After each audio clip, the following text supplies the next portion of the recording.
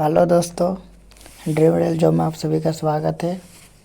आइए आज फिर LP CBT 1 जो एग्ज़ाम 10/8/2018 का थर्ड शिफ्ट में पूछा गया वन लाइनर क्वेश्चन है साइंस का, वो डिस्कस करते हैं। ठीक है, समझिएगा।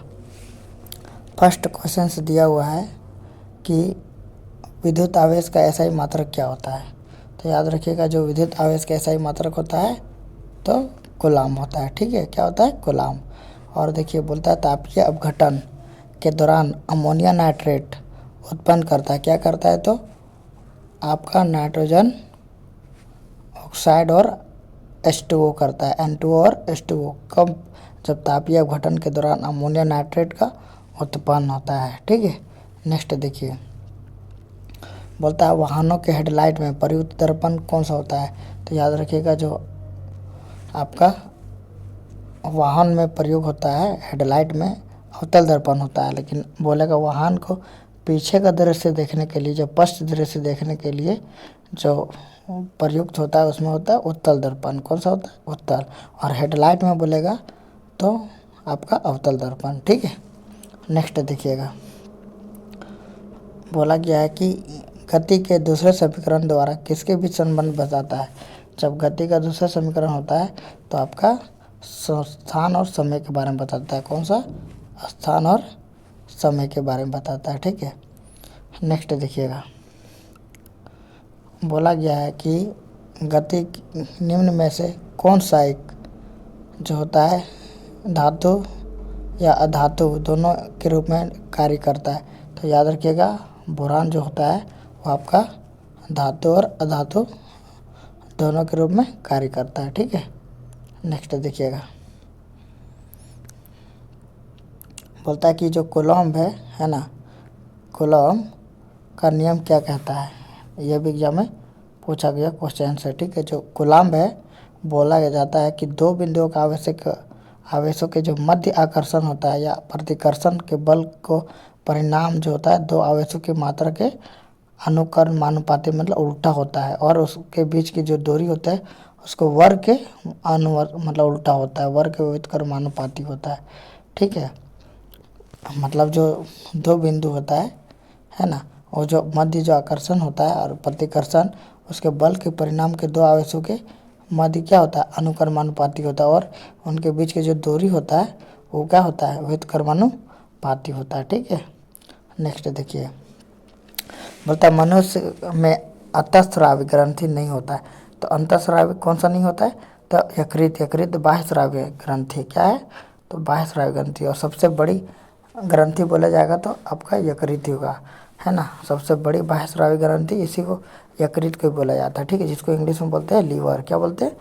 लीवर। ठीक है, देखिए, बोला गया कि नेक्स्ट में अस्थायी ऊतकों के निर्माण के लिए एक अस्थायी संरचना आकार और क्रिया अपनाने की प्रक्रिया को क्या कहते हैं।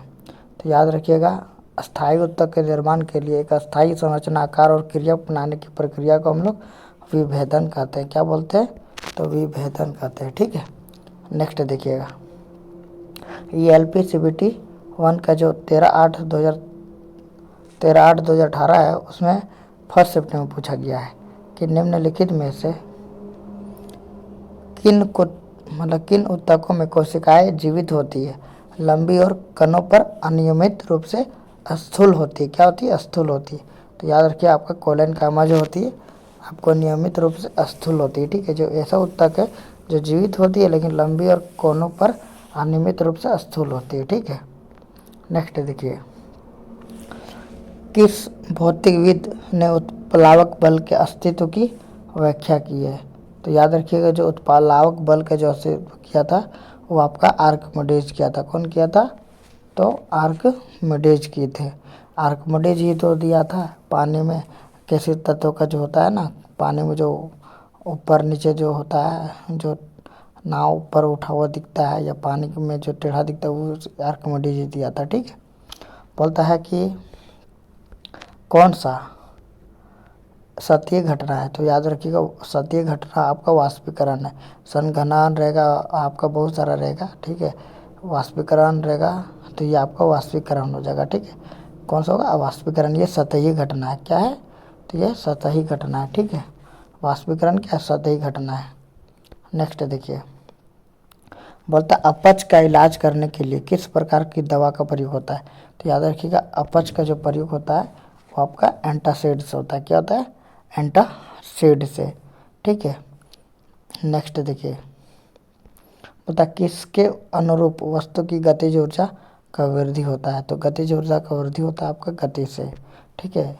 गति के अनुरूप ही वस्तु की गतिज ऊर्जा वृद्धि होता है। क्या होता है, वृद्धि होता है, ठीक है। नेक्स्ट देखिए, सोडियम कार्बोनेट के हाइड्रोक्लोरिक अम्ल में से अभिक्रिया में उत्पन्न गैस कौन सी होती है। याद रखिएगा, सोडियम कार्बोनेट जब भी कोई अम्ल से अभिक्रिया करता है, जितना भी कार्बोनेट परिवार है, ठीक है, कार्बोनेट जितना भी परिवार है वो अगर एसिड के साथ अभिक्रिया करेगा तो आपको क्या देगा, कार्बन डाइऑक्साइड ही देगा। क्या देगा, कार्बन डाइऑक्साइड ही देगा, ठीक है। नेक्स्ट देखिए, बोलता है अमीबा किस प्रकार का अलैंगिक प्रजनन होता है। तो याद रखिएगा, जो अमीबा होता है आपका वो होता है आपका बाइनरी विखंडन। क्या होता है, तो बाइनरी विखंडन होता है, ठीक है। क्या होता है, बाइनरी विखंडन, ठीक है। नेक्स्ट देखिए, बोला गया है कि जो आपका प्रकाश संश्लेषण के दौरान जो बने उत्पाद है क्या क्या होता है। तो याद रखिएगा, जो प्रकाश संश्लेषण के द्वारा जो बना उत्पाद है आपका, पहला ग्लूकोज आएगा, दूसरा जल आएगा और तीसरा ऑक्सीजन आएगा, ठीक है। कोई दिक्कत बताइए। बोलता है हीरे के कार्बन परमाणु के बाहरी कोश में मुक्त इलेक्ट्रॉनों की संख्या कितना होता है। हीरे के कार्बन परमाणु के बाहरी कोश में मुक्त इलेक्ट्रॉन आपका शून्य होता है। कितना होता है, तो आपका शून्य होता है, ठीक है। कितना होता है, तो शून्य होता है, ठीक है। नेक्स्ट देखिए, एक वक्रीय दर्पण जिसमें परावर्तक सतह अंदर की ओर वक्रीय होती है। क्या होता है, वक्रीय होती है अंदर की ओर, तो उसे क्या कहते हैं, तो अवतल बोलता है। जो अंदर की तरफ धंसा रहता है ना, तो उसको हम लोग बोलते हैं अवतल दर्पण। जो बाहर की तरफ धंसता है उसको उत्तल दर्पण, मतलब उत्तल दर्पण मतलब उत्तल दर्पण, है ना। जो उठा हुआ रहेगा तो उत्तल दर्पण, जो धंसा हुआ रहेगा अंदर की ओर उसको बोलेंगे अवतल दर्पण, ठीक है। नेक्स्ट देखिए,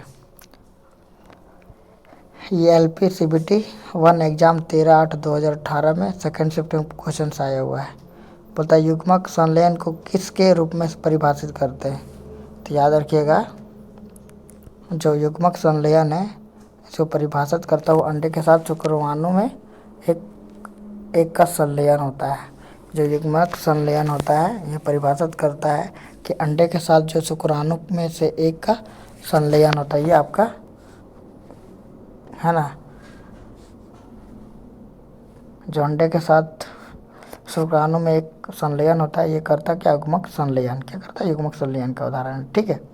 नेक्स्ट देखिए, बोला गया कि जो शुष्क लिटमस पेपर पर शुष्क HCl की अभिक्रिया कराते हैं तो नीला या लाल कर देगा या अपना रंग का नहीं बदलता। याद रखिएगा, जब शुष्क मतलब होता है कि उसमें पानी का नमी ना हो, ठीक है ना। जब शुष्क लिटमस पेपर होता है, जब शुष्क HCl से अभिक्रिया कराता है तो कोई अभिक्रिया नहीं होता है, ठीक है, कोई अभिक्रिया नहीं होता है ना। तो इसलिए याद रखिएगा, ये आपका कुछ नहीं बदलता है ना। नीला निर्पस को भी नहीं बदलता है ना, कोई रंग लेता है, ठीक है। नेक्स्ट देखिए, बोलता है निम्न में से कौन सा रेडियोधर्मी तत्व नहीं है। तो याद रखिएगा, टाइटेनियम जो है वो आपका रेडियोधर्मी तत्व नहीं है। कौन सा, टाइटेनियम, ये टाइटेनियम जो है रेडियोधर्मी तत्व नहीं है, ठीक है। बोलता आधुनिक आवर्त सारणी में तत्वों को किस आधार पर व्यवस्थित किया जाता है। तो आधुनिक आवर्त सारणी में तत्वों को परमाणु संख्या के वृद्धि पर किया जाता है। आधुनिक कौन किया था, तो मोजले किया था। आधुनिक आपका मोजले किया था, ठीक है। और मेंडलीव किया था परमाणु के द्रव्यमान को बढ़ते क्रम में, ठीक है। तो मेंडलीव किया था परमाणु के द्रव्यमान का बढ़ते क्रम में, ठीक है। नेक्स्ट देखिए, बोलता नाइट्रोजन परमाणु में उपस्थित जो न्यूट्रॉनों की जो संख्या होती है, कितना होता है, नाइट्रोजन में उपस्थित न्यूट्रॉन की संख्या जो होती है आपका 7 होती है। कितना होती है, तो 7 होती है, ठीक है। क्यों होती है, क्योंकि परमाणु द्रव्यमान इसका होता है 14, ठीक है। तो देखिए, ये परमाणु द्रव्यमान होता है उसको हम लोग बोलते हैं ए। क्या बोलते हैं? ए बोलते हैं, ठीक है। और इसका जो प्रोटॉन होता है ना, वो आपका इलेक्ट्रॉन होता है, वो आपका बराबर होता है, ठीक है। प्रोटॉन और इलेक्ट्रॉन ये बराबर होता है, मतलब जितना आपका प्रोटॉन होगा उतना इलेक्ट्रॉन होगा, उतना आपका परमाणु संख्या होगा, ठीक है। क्या होगा? परमाणु संख्या होगा, ठीक है। तो परमाणु संख्या को हम लोग जेड से निरूपित करते हैं। किससे? तो जेड से, ठीक है ना। तो जेड बराबर पी बराबर ई, मतलब जितना परमाणु संख्या होगा उतना प्रोटॉन की संख्या होगा, उतना इलेक्ट्रॉन का संख्या होगा, ठीक है। लेकिन जो जेड होता है ये आपका अलग होता है। तो जेड देखिए नाइट्रोजन का होता है 14, और इसका जो परमाणु संख्या होता है वो आपका होता है 7। देखिए 7 जितना प्रोटॉन इलेक्ट्रॉन और जेड तीनों बराबर होता है, जितना 7 अगर जेड है तो 7 पी भी होगा, 7 ई भी होगा, मतलब 7 परमाणु संख्या, 7 प्रोटॉन संख्या और 7 इलेक्ट्रॉन संख्या होगा। तो न्यूटन संख्या कैसे निकालेंगे? तो न्यूटन संख्या होता है आपका जो परमाणु द्रव्यमान है उसमें से परमाणु संख्या घटा देते थे। 14 में 7 चला जाएगा, कितना बचेगा? 7, इसीलिए यहाँ पे आया 7 है, ठीक है। नेक्स्ट देखिए, बोलता है विद्युत प्रवाह को मापने के लिए कौन से यंत्र का प्रयोग करते हैं? तो याद रखिएगा विद्युत प्रवाह को मापने के लिए एमीटर का प्रयोग करते हैं। किसका करते हैं? तो एमीटर का प्रयोग करते हैं, है ना, याद रखिएगा, ठीक है। और आपका बोलता है वोल्ट मीटर क्या नापता है? तो वोल्ट मीटर आपका विभवांतर मापता है। वोल्ट मीटर क्या नापता है? तो विभवांतर। और एमीटर आपका मापता है विद्युत प्रवाह का धारा, है ना। नेक्स्ट देखिए, बोला गया कि जो पौधे में हार्मोन्स के संचार के कारण वे क्रमशः जो वे प्रकाश की ओर झुक जाता है, तो क्या होता है? वो ऑक्सीजन के कारण होता है। किससे? तो ऑक्सीजन के कारण। जो पौधे होता है वो ऑक्सीजन हार्मोन के कारण ही जो संचार होता है, कारण प्रकाश की ओर झुक जाता है। नेक्स्ट देखिए, ये आपका LPCVT 1 एग्ज़ाम 13/8/2018 का 3rd शिफ्ट का पूछा गया साइंस है, ठीक है। बोलता है कवक की कोशिका भित्ति किससे बनी होती है? तो याद रखिए जो कवक की कोशिका भित्ति होता है वो आपका काइटिन का बना होता है। किससे होता है? तो काइटिन का बना होता है, ठीक है। गुणसूत्र में क्रोमेटिड, जो गुणसूत्र में क्रोमेटिड्स होता है, जिस बिंदु पर संलग्न होते हैं उस बिंदु का नाम क्या होता है? तो सेंट्रोमीटर होता है। क्या होता है? सेंट्रोमीटर होता है, ठीक है। नेक्स्ट देखिए, बोलता है कि आपका यांत्रिक ऊर्जा है किनका योग होता है? तो यांत्रिक ऊर्जा आपका गतिज और स्थितिज के योग के बराबर होता है, ठीक है, याद रखिएगा। जो यांत्रिक ऊर्जा होता है वो आपका गतिज ऊर्जा और स्थितिज ऊर्जा के योग के बराबर होता है, ठीक है। बोलता है ध्वनि किस माध्यम में गुजर नहीं सकता? याद रखिएगा ध्वनि हमेशा निर्वात में गुजर नहीं सकता, बाकी सब में गुजरता है ना। याद रखिएगा ठोस में सबसे ज़्यादा, मतलब ध्वनि का जो माध्यम होता है वो हमेशा कोई माध्यम होता है, बिना माध्यम में ध्वनि संचार नहीं करती है, ठीक है। और अगर निर्वात रहेगा जिसमें कुछ नहीं रहेगा वहाँ पे ध्वनि संचार नहीं करेगी, ठीक है। नेक्स्ट देखिए, कार्बन जो होता है C12 के 1 मोल में कितने परमाणु होते हैं? तो याद रखिएगा जो कार्बन होता है उसका C12 बोलते हैं, है ना। उसके 1 मोल में 6.02 इंटू 10⁻23 होता है। कितना होता है? तो 6.0 इंटू 10⁻23, है ना। ये आपका कार्बन के 1 मोल में परमाणु होता है, ठीक है। नेक्स्ट देखिए, बोलता है कि किसका उपयोग पेयजल को कीटाणु रहित करने के लिए प्रयोग करते हैं? तो याद रखिए पेयजल को मृदु बनाने के लिए, मतलब कीटाणु रहित बनाने के लिए हम लोग ब्लीचिंग पाउडर का यूज़ करते हैं। किसका करते हैं? तो ब्लीचिंग पाउडर का यूज़ करते हैं, ठीक है। नेक्स्ट देखिए, बोलता है कि आपका जो उद्योग है में प्रयुक्त शक्ति को जो इकाई होता है क्या होता है? याद रखिएगा उद्योगों में प्रयुक्त शक्ति की इकाई होता है हॉर्स पावर। क्या होता है? आपका हॉर्स पावर होता है, ठीक है। बोलता है काम करने की क्षमता को क्या कहते हैं? याद रखिए काम करने की क्षमता को हम लोग ऊर्जा कहते हैं। क्या करते हैं? ऊर्जा कहते हैं, ठीक है। और काम करने की दर को क्या बोलते हैं? तो याद रखिए काम करने की जो दर होता है उसको हम लोग बोलते हैं शक्ति, और काम करने की जो क्षमता होता है उसको हम लोग बोलते हैं ऊर्जा। ठीक है, नेक्स्ट देखिए, बोलता है किसी फूल के मादा प्रजनन हिस्से को क्या कहते हैं। तो याद रखिए किसी भी फूल के मादा प्रजनन हिस्से को अंडप कहते हैं। क्या कहते हैं? तो अंडप कहते हैं ना, याद रखिएगा किसी भी फूल के मादा प्रजनन हिस्से को हम लोग अंडप कहते हैं। ठीक, नेक्स्ट देखिए, बोलता है बल के समीकरण में F किसके बराबर होता है। तो याद रखिएगा बल के समीकरण में F होता है मास और एक्सीलरेशन का गुणनफल के बराबर होता है। ठीक है, मतलब द्रव्यमान और त्वरण के गुना के बराबर होता है। कौन? फोर्स, जो बल होता है ना, वो आपका M और A के बराबर होता है। मतलब F बराबर ma याद रखिएगा, है ना। क्या याद रखिएगा? F बराबर ma, मतलब कि जो बल होता है ना, तो बल बराबर माँ याद रखिएगा। क्या याद रखेंगे? माँ। तो आपका काम हो जाएगा। ठीक है, यही ट्रिक है। ठीक है, क्या है? ट्रिक है ना, याद करने का तरीका। ठीक है, नेक्स्ट देखिए, कार्बन के निम्न अपरूपों में से धातु विज्ञान में आप चयन एजेंट के रूप में कौन सा यूज़ करते हैं। तो याद रखिएगा जो कार्बन अपरूप होता है ना, उसको आप चयन एजेंट के रूप में हम कोक का यूज़ करते हैं। किसका यूज़ करते हैं? तो कोक का यूज़ करते हैं। ठीक है, किसका? कोक का। ठीक, याद रखिएगा। नेक्स्ट देखिए, ये LPCVT 1 जो 14/8/2018 में फर्स्ट शिफ्ट में पूछा गया था, उसका क्वेश्चन से देखिए, समझिएगा। बोलता है कि एक असंतृप्त हाइड्रोकार्बन है। तो याद रखिए असंतृप्त बोलेगा तो एल्कीन और एल्काइन ग्रुप में जितना भी आएगा सब असंतृप्त में आएगा। संतृप्त बोलेगा तो एल्केन ग्रुप में जितना भी आएगा तो आपका एल्केन में आएगा। मतलब ethane, methane, propane, butane, pentane, hexane, ये आपका संतृप्त हाइड्रोकार्बन है। और असंतृप्त बोलेगा तो इसमें आ जाएगा आपका ethene, methene, propene, butene, pentene, hexene, और आपका ethyne, methyne, propyne, butyne, pentyne, hexyne, ये आपका आ जाएगा असंतृप्त हाइड्रोकार्बन में। ठीक है, तो आपसे पूछ रहा है तो असंतृप्त हाइड्रोकार्बन कौन सा हो जाएगा। तो याद रखिएगा इथाइन हो जाएगा। क्या हो जाएगा?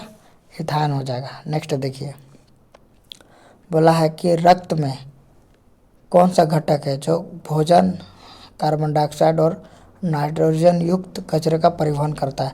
तो याद रखिएगा रक्त में प्लाज्मा जो होता है वो आपका भोजन, कार्बन डाइऑक्साइड और नाइट्रोजन युक्त परिवहन करता है कचरे का। ठीक है, नेक्स्ट देखिए, बोला गया कि जो पानी से भरे एक गिलास में रखा गया नींबू गिलास की बगल में दिखने पर इसकी वास्तविक आकार से बड़ा प्रतीत होता है, इसका क्या कारण है।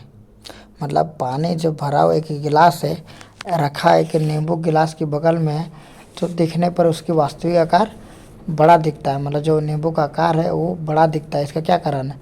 तो पानी जो व्यवहार करने लगता है वो गिलास के अंदर में, वो आपका अवतल दर्पण की तरह है ना, तो उसको प्रकाश परावर्तन बोलते हैं। क्या बोलते हैं?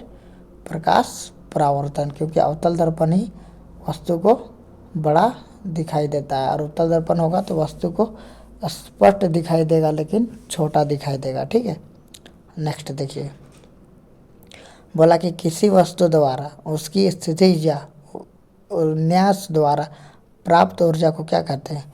अगर किसी वस्तु की स्थिति या विन्यास द्वारा प्राप्त ऊर्जा को हम लोग क्या बोलते हैं? उसको स्थितिज ऊर्जा कहते हैं। क्या बोलते हैं? स्थितिज ऊर्जा बोलते हैं। ठीक है, नेक्स्ट देखिए, बोलता है आधुनिक आवर्त सारणी में पहला धातु तत्व क्या है। याद रखिएगा जो आधुनिक आवर्त सारणी है ना, उसका जो पहला तत्व होता है ना धातु का, वो आपका होता है लिथियम। क्या होता है? लिथियम होता है। ठीक है, लिथियम को ऐसे भी लिखा जाता है। ठीक है, लिथियम है ना, कोई दिक्कत। नेक्स्ट देखिए, बोलता है कि जो लेड होता है, लेड नाइट्रेट को जोरदार ढंग से गर्म करते हैं समय निकलने वाली जो लाल भूरे रंग की गैस होती है उसका नाम क्या है।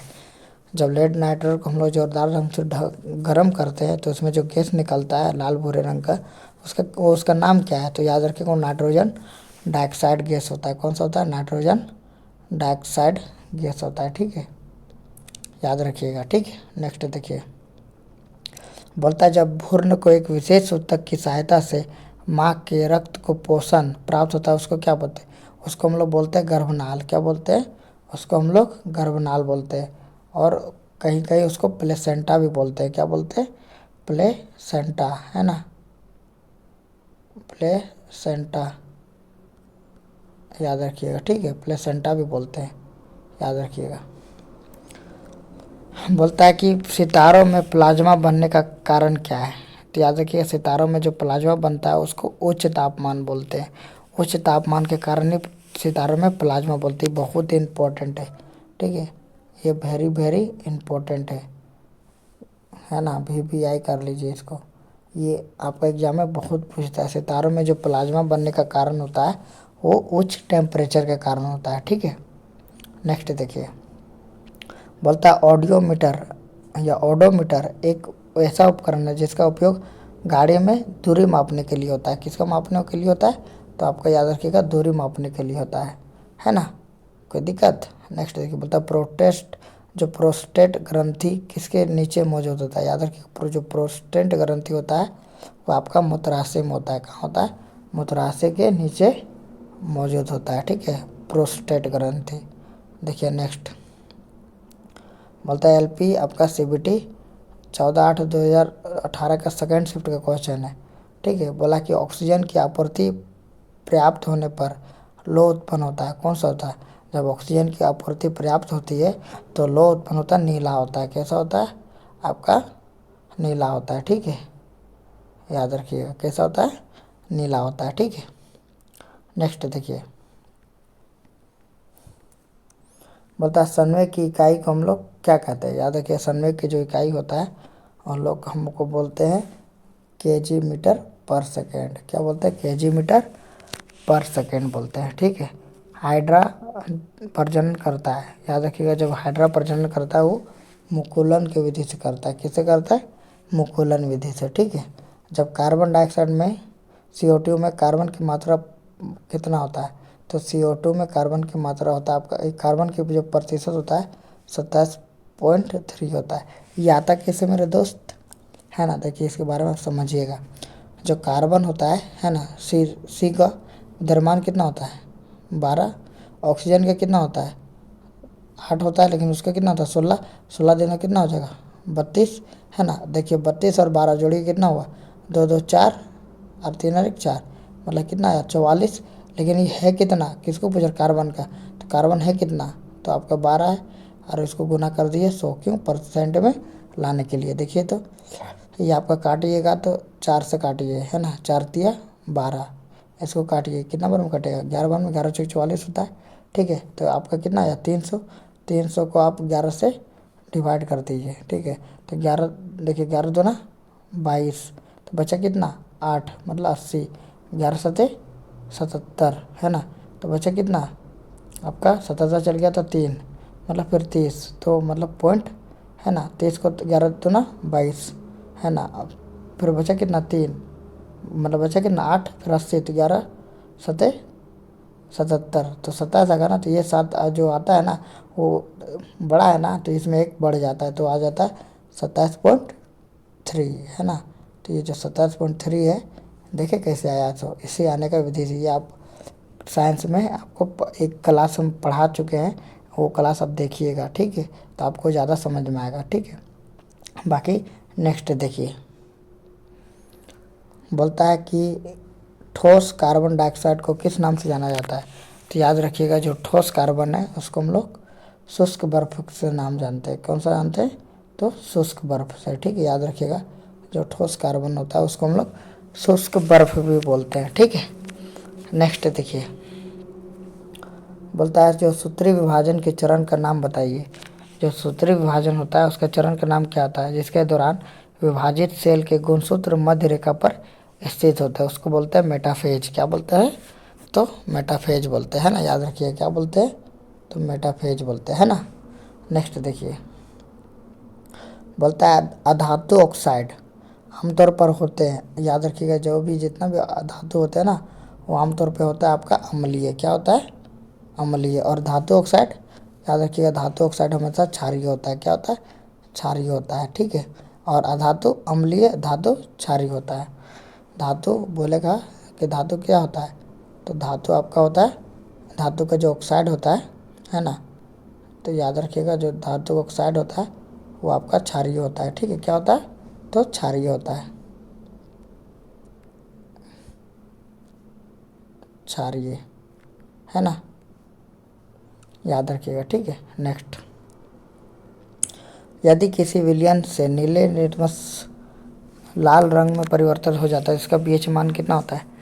तो नीले लिटमस पत्र को परिवर्तन हो जाता है ना लाल में, तो देखिए नीला लाल में परिवर्तन होता है उसको क्या बोलते हैं? तो देखिए इसको याद करने का हम तरीका बताए थे, है ना, क्लास लिए, क्लास अब देखिएगा समझ में आएगा कि एक नीले लिटमस पत्र को लाल कर देते हैं। याद रखिए एक ट्रिक होता है अनीला। क्या होता है? अनीला, है ना। आज से हो जाता है आपका अम्ल। क्या होता है? अम्ल, ठीक है। और नी से होगा नीला। क्या होगा? नीला। और ला से आपका लाल, है ना। देखिए तो नीला से लाल, नीला से लाल हो रहा, क्या होता है? अम्ल। अम्ल क्या करता है? नीला से लाल करता है। तो अम्ल क्या होता है? याद रखिएगा अम्ल का जो पीएच मान होता है 1 से लेकर 7 के बीच में होता है, ठीक है। जो अम्ल का होता है पीएच मान, है ना, कितना होता है? 0 से 7 के बीच में, 0 से 7 के बीच में होता है। कौन सा? अम्ल। ये एसिड का है। क्या इसका है? तो एसिड का है, ठीक है, कोई दिक्कत। और क्षार का होता है, इसमें क्षार होता है उसको बोलते हैं छलाना। क्या बोलते हैं? छलाना, है ना, याद रखिएगा, उसको भी बता देते हैं। क्षार को बोलते हैं छलाना, छलाना, ठीक। अच्छा, तो छा से क्षार, है ना, ला से लाल और नी से नीला। तो क्षार क्या करता है? लाल को नीला करता है। इसका पीएच मान कितना होता है? 7 से 14 के बीच में होता है, ठीक। इधर बढ़ेगा, 7 से जितना इधर बढ़ेगा वो उसका पीएच मतलब क्षारीयता बढ़ेगा। और अम्ल में क्या आता है? 0 से आपका 7, 0 से 7 से जितना इधर घटेगा उसका अम्लीयता बढ़ेगा, ठीक है। और इधर जितना भी मतलब कि 0 से 7 के बीच में जाएगा उसका अम्लीयता घटेगा, ठीक है। नेक्स्ट देखिए, ये LPCVT 1 में 14/8/2018 का 3rd शिफ्ट में पूछा गया क्वेश्चन से। किसी तने हुए रबड़ बैंड में किस प्रकार ऊर्जा होता है? जब तना हुआ रबड़ होता है उसमें स्थितिज ऊर्जा होता है। कौन सा होता है? तो स्थितिज ऊर्जा होता है, ठीक है, कोई दिक्कत। नेक्स्ट देखिए, बोलता है एम्फीबिया पौधे को किस समूह में रखा जाता है? तो याद रखिए जो एम्फीबिया होता है वो आपको ब्रायोफाइटा में रखा जाता है। किस में रखा जाता है? आपका ब्रायोफाइटा में। एम्फीबिया वर्ग का जितना भी समूह में आता है उसको ब्रायोफाइटा में रखा जाता है, ठीक है। बोलता है यदि किसी वस्तु द्वारा तय की गई दूरी शून्य हो तो उसकी विस्थापन क्या होता है? जब हम लोग कोई दूरी तय करते हैं और वो शून्य हो जाता है तो उसका विस्थापन भी क्या हो जाएगा? शून्य हो जाएगा। तो उसका कार्य भी क्या हो जाएगा? शून्य हो जाएगा, ठीक है। यदि किसी वस्तु द्वारा तय की गई दूरी, है ना, जब शून्य है तो उसका विस्थापन भी शून्य, और जब विस्थापन भी शून्य तो उसका कार्य भी क्या हो जाएगा? उसका कार्य भी आपका शून्य हो जाएगा, ठीक है। नेक्स्ट देखिए, बोलता है किसी या किसे ने ना तो बनाया जा सकता है और ना ही नष्ट, मतलब किसको ना बनाया जा सकता है ना नष्ट किया जाता है। तो याद रखिएगा जो ऊर्जा होता है उसको ना हम बना सकते और ना ही नष्ट कर सकते हैं, ठीक। नेक्स्ट देखिए, बोलता है हम जो भोजन ग्रहण करते हैं उसे प्राप्त हुई कुछ ऊर्जा किस से संग्रहित होता है? तो याद रखिए ग्लाइकोजन से होता है। कैसा होता है? ग्लाइकोजन से।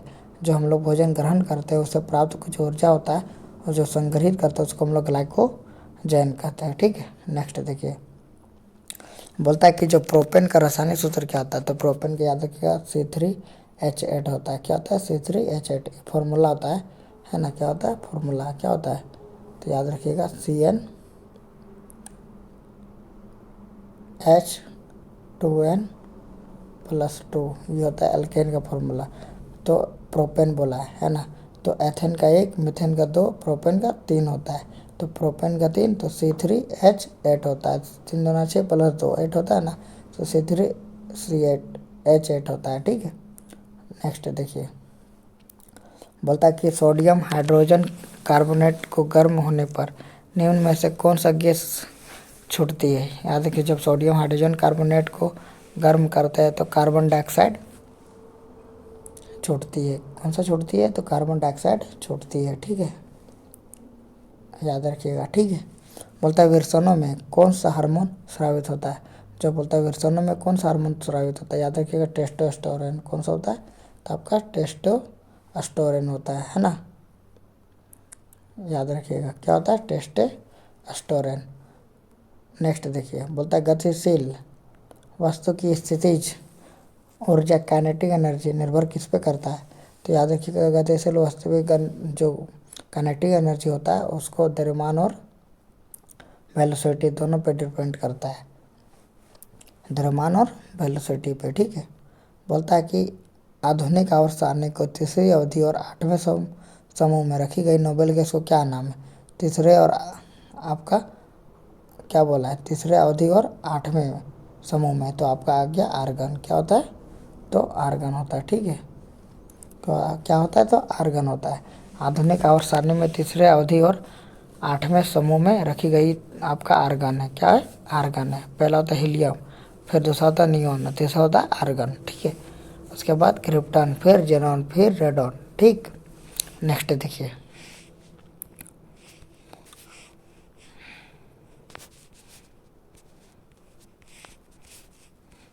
देखिए जो LPCVT 17/8/2018 में फर्स्ट शिफ्ट में पूछा गया था उसका क्वेश्चन है कौन सा स्थायी ऊतक एक पौधे को कठोर और मजबूत बनाता है? तो याद रखिए कठोर और मजबूत हमेशा स्क्लेरन कायमा ही बनाता है। ठीक है, नेक्स्ट देखिए, बोलता है कि किसी एकल आवृत्ति की आवाज़ को क्या कहते हैं? किसी एकल आवृत्ति की आवाज़ को हम लोग बोलते हैं टोन। क्या बोलते हैं? टोन बोलते हैं। और एक से अधिक आवृत्ति को हम लोग क्या बोलते हैं? तो उसको बोलते हैं स्वर। क्या बोलते हैं? स्वर बोलते हैं। ठीक है, याद रखिएगा एक से अधिक, एक से अधिक है ना, अधिक आवृत्ति को हम लोग क्या बोलते हैं? आवृत्ति को हम लोग बोलते हैं स्वर। क्या बोलते हैं? स्वर। और एकल आवृत्ति को आवाज़ को हम लोग बोलते हैं टोन। क्या बोलते हैं? टोन। याद रखिएगा। ठीक है, नेक्स्ट देखिए, प्रजनन के लिए फूलों में आवश्यक रंग जो आवश्यक अंग होता है कौन सा होता है?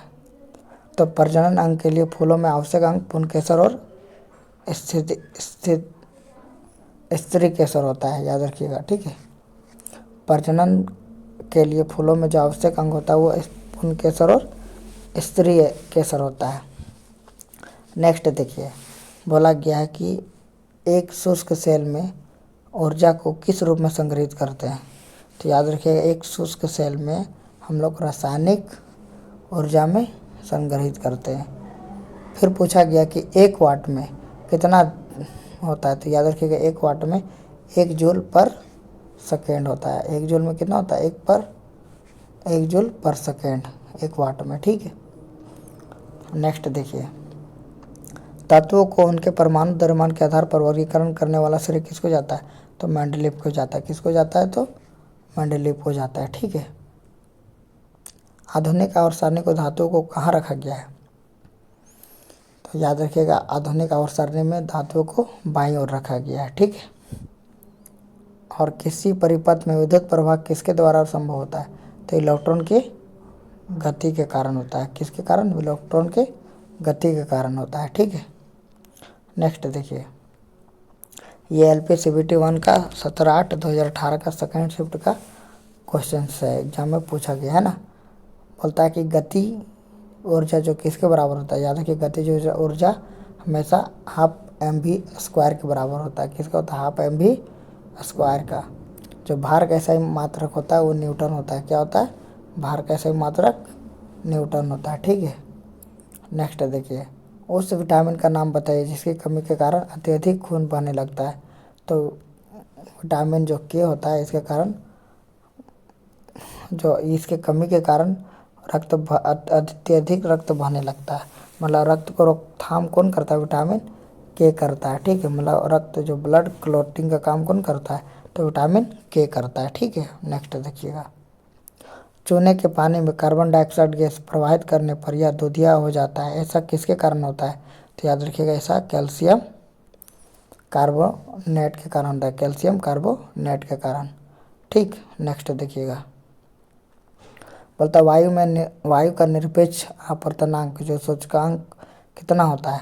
तो वायु में निरपेक्ष जो होता है आवर्तनांक वो आपका होता है 1.0003 होता है, 1.0003 होता है। ठीक है, किसका? वायु का निरपेक्ष अपवर्तनांक। बोलता आधुनिक गुण बढ़ता है, बोल रहा है कि अधात्विक का गुण बढ़ता है किसमें? सोडियम से क्लोरीन तक जाने पर अधात्विक गुण बढ़ता है, याद रखिएगा। ठीक है, सोडियम से क्लोरीन तक जाने पर अधात्विक का गुण बढ़ता है, मतलब धातु का गुण। ठीक है, नेक्स्ट देखिए, बोलता है कि LPCVT 1 में 17/8/2018 का थर्ड शिफ्ट का क्वेश्चन है, 1 नैनोमीटर क्या होता है? याद रखिएगा, 1 नैनोमीटर होता है 10⁻⁹ होता है। कितना होता है? 10⁻⁹ होता है 1 नैनोमीटर। ठीक, एक वेग में, बोलता है वेग में परिवर्तन की दर को क्या बोलते हैं? याद रखिएगा, वेग में परिवर्तन को दर को हम लोग क्या बोलते हैं? त्वरण बोलते हैं। वेग में परिवर्तन मतलब v-u/टाइम, दर का मतलब क्या होता है? टाइम, है ना। तो v-u/टाइम को हम लोग क्या बोलते हैं? तो आपका एसिलरेशन बोलते हैं। क्या बोलते हैं? एसिलरेशन, मतलब त्वरण बोलते हैं। त्वरण बराबर क्या? तो v-u/t, इसी बोलते वेग में परिवर्तन की दर, है ना। नेक्स्ट देखिए, ध्वनिक क्या है? तो ध्वनिक आपका आंतरिक लहर है। क्या है? आंतरिक लहर है। ठीक है, नेक्स्ट देखिए,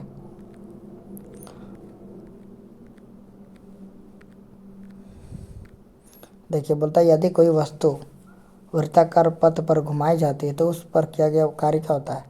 यदि याद रखिएगा, कोई भी वस्तु को हम लोग वृत्ताकार पथ पर घुमाते हैं तो उसका कार्य शून्य होता है। क्या होता है? कार्य शून्य। कार्य शून्य क्यों होता है? क्योंकि उसका विस्थापन शून्य होता है, इसीलिए इसका कार्य भी शून्य होता है। ठीक है, नेक्स्ट देखिए, जो बोलता है गतिशील जीवाणु कोशिका को क्या कहते हैं?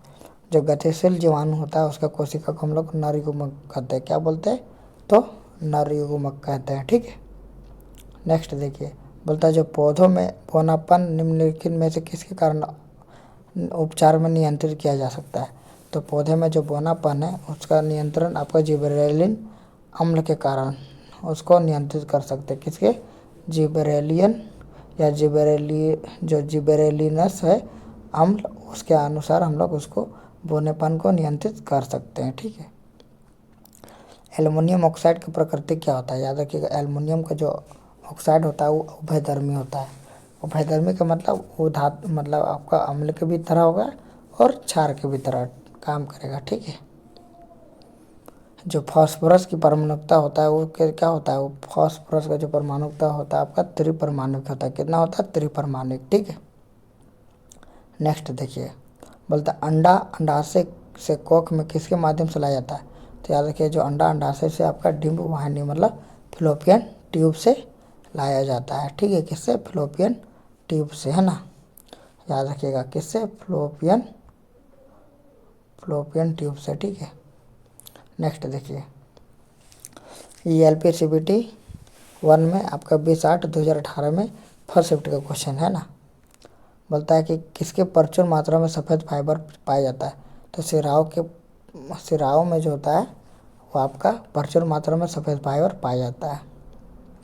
किसी गोलाकार दर्पण की परावर्तक सतह क्या होता है?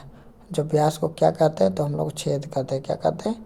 तो छेद। किसी गोलाकार दर्पण के परावर्तक सतह के व्यास को हम लोग छेद कहते हैं। खाने का नमक जो NaCl होता है किससे बनाता है? तो मजबूत अम्ल और मजबूत क्षार से बना होता है। किससे? मजबूत अम्ल और मजबूत क्षार से।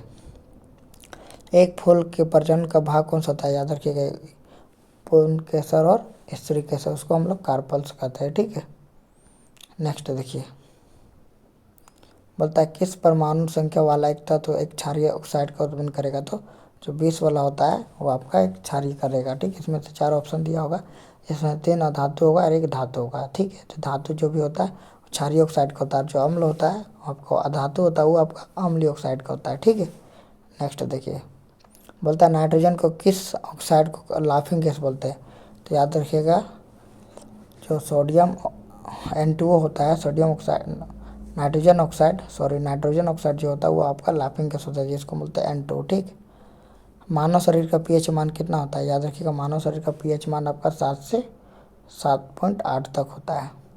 विद्युत प्रवाह में जो अंतर्राष्ट्रीय मानक इकाई होता है क्या होता है? विद्युत प्रवाह में इसका अंतर्राष्ट्रीय मानक प्रवाही होता है एम्पियर, मतलब विद्युत धारा एम्पियर होता है।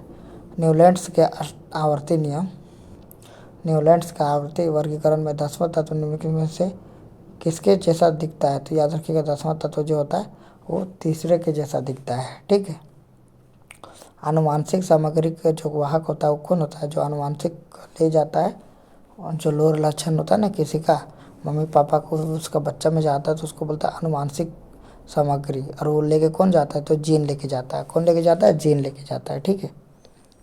नेक्स्ट देखिए, ये जो आपका है ना LPCVT जो 1 होता है 20/8/2018 में सेकेंड शिफ्ट में पूछा गया था कि जीवन की उत्पत्ति के बारे में जो ऑपेरियन है सिद्धांत किसने दिया था? तो याद रखिएगा ये रासायनिक जो विकास है वो दिया था, ठीक है।